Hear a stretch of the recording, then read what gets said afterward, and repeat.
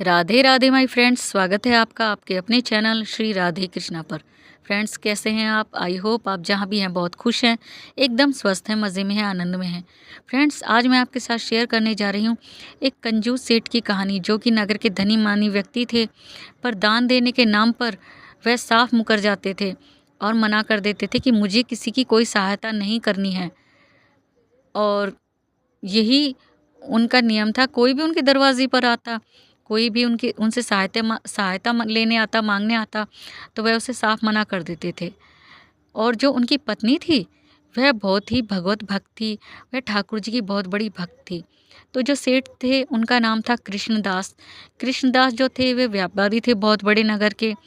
एक बार हमारे ठाकुर जी रूप बदल कर उनसे सहायता मांगने गए और हाथ जोड़कर खड़े हो गए और कहा, सेठ जी, मेरी कुछ सहायता कर दीजिए, मैं बहुत गरीब हूँ।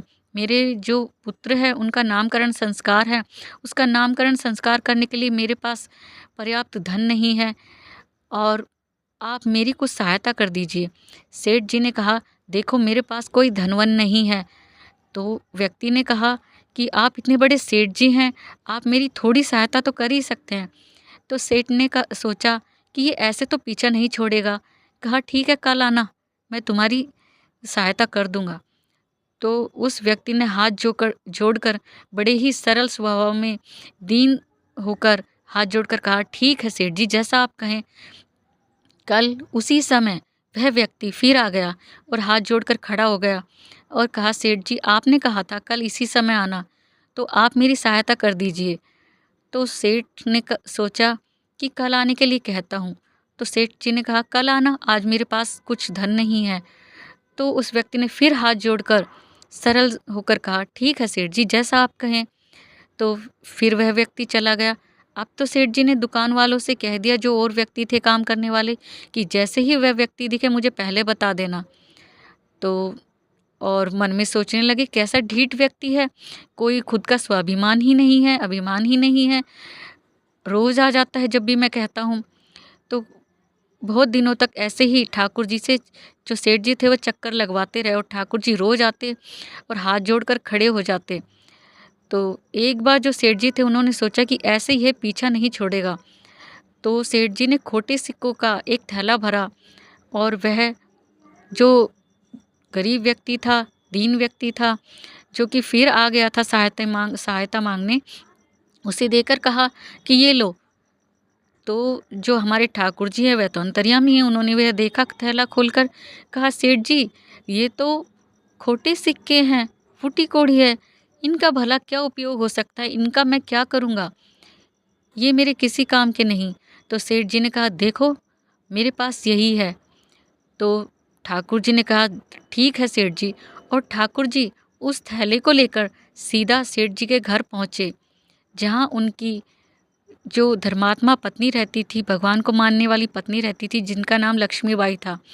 और जाकर उनके घर के सामने हाथ जोड़ कर खड़े हो गए और उन्हें आवाज़ लगाई। जैसे ही लक्ष्मीबाई बाहर आई, तो उस व्यक्ति ने कहा, गरीब व्यक्ति ने हाथ जोड़कर, कि मेरी मेरी जो संतान है, मेरा जो पुत्र है, उसका नामकरण संस्कार है और सेठानी जी, मेरी कुछ सहायता कर दीजिए।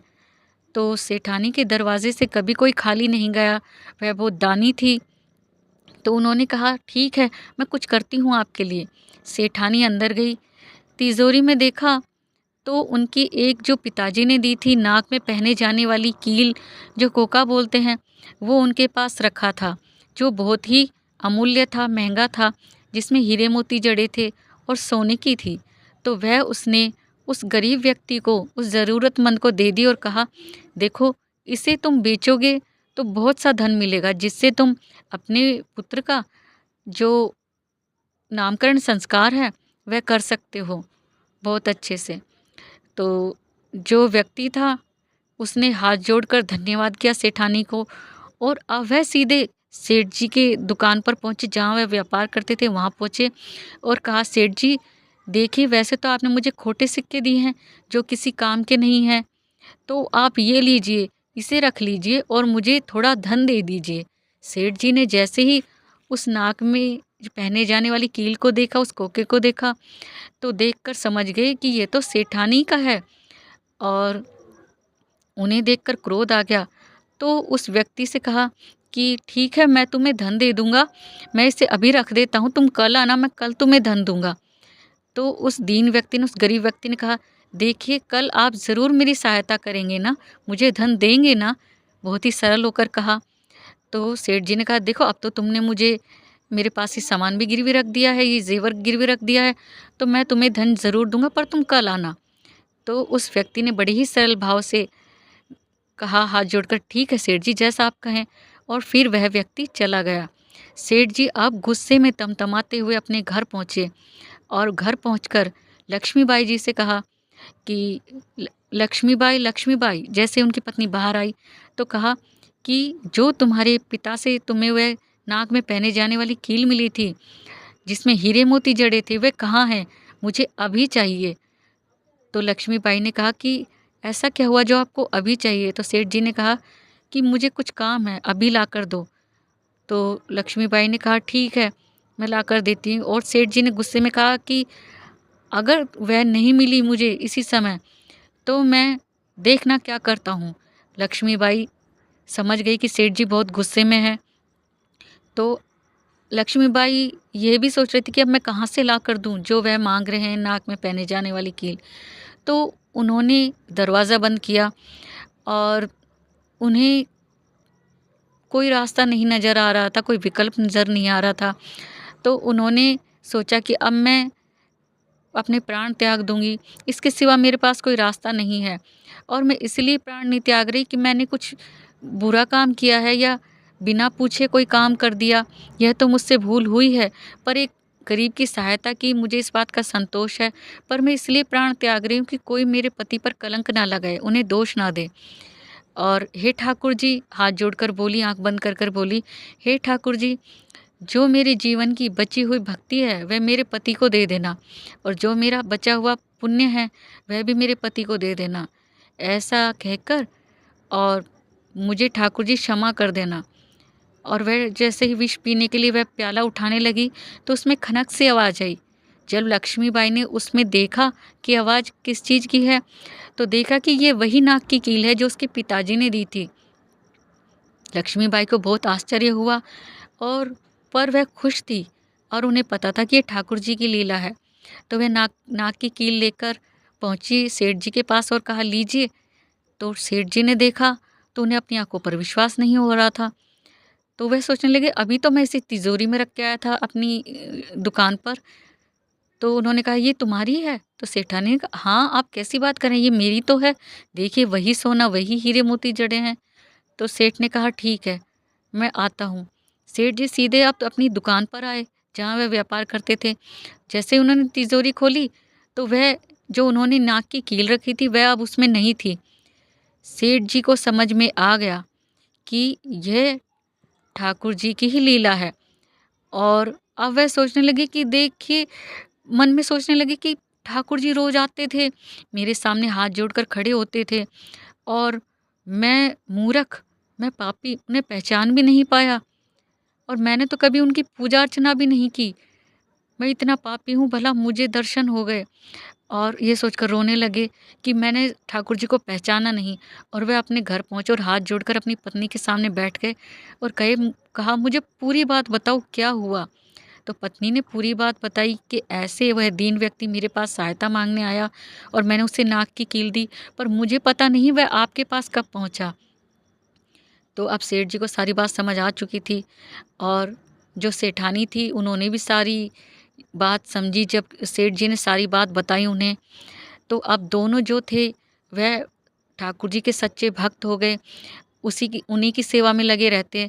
और अब वह जो उनकी संपत्ति थी, सेठ जी ने सोचा, इस संपत्ति की वजह से, इस संपत्ति के कारण, धन के कारण मैंने ठाकुर जी को नहीं पहचाना और उनका अनादर किया, अपमान किया।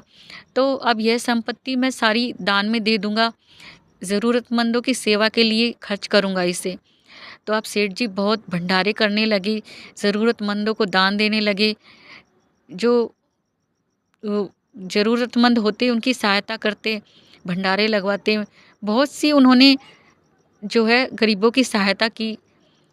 तो अब धीरे धीरे उनका धन समाप्त होने लगा, और जब सारा धन समाप्त हो गया तो पत्नी ने कहा अब क्या करेंगे, अब तो हमारे पास कुछ बचा ही नहीं है।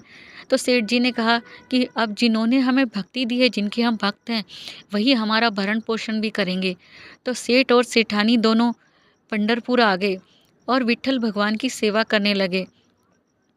और वहाँ जो सेठ जी थे, वह अब सेठ जो ठाकुर जी थे उनकी भक्ति में पद लिखने लगे, कविताएं लिखने लगे, और सभी को सुनाते और सबको सुनाते कि कैसे ठाकुर जी मेरे पास आते, और इस संपत्ति के कारण, उस धन के कारण मैंने उनका अनादर किया, मैं उन्हें पहचान नहीं पाया, मैं मूर्ख। मेरे सामने ठाकुर जी ऐसे दीन होकर, सरल होकर, हाथ जोड़कर खड़े होते थे, और मैं कहता कल आना तो कहते ठीक है, और कह के चले जाते। मैं मूर्ख हूँ, मैं पापी हूँ, ये सभी को बताते, और भजन करते और उनका गुणगान करते। तो ऐसे ही वहीं सेवा करते करते उन्होंने एक दिन अपने प्राण त्याग दिए, और लक्ष्मीबाई थी, उन्होंने भी वहीं पंढरपुर में अपने प्राण त्यागे। तो फ्रेंड्स, ये थी कथा लीला। तो किसी भी रूप में हमें भगवान आकर मिल सकते हैं, तो हमें केवल वह आंखें चाहिए, वह दृष्टि चाहिए जिससे हम भगवान को पहचान सकें। और अगर आपके घर में अगर एक भी कोई भगवान का भजन करने वाला है, कोई भक्त है, तो उसकी भक्ति का फल पूरे परिवार को मिलता है। तो कैसी लगी आपको कथा लीला? फ्रेंड्स, अच्छी लगी हो तो लाइक कीजिएगा, शेयर कीजिएगा वीडियो को, ज़्यादा से ज़्यादा कमेंट करके बताइएगा इस लीला के बारे में आपके क्या विचार हैं। और फ्रेंड्स, अगर आप मेरे चैनल पर नए हैं तो प्लीज़ चैनल को सब्सक्राइब कीजिएगा। अगली वीडियो में एक नई कथा के साथ, एक नई लीला के साथ आपसे फिर मिलेंगे। राधे राधे।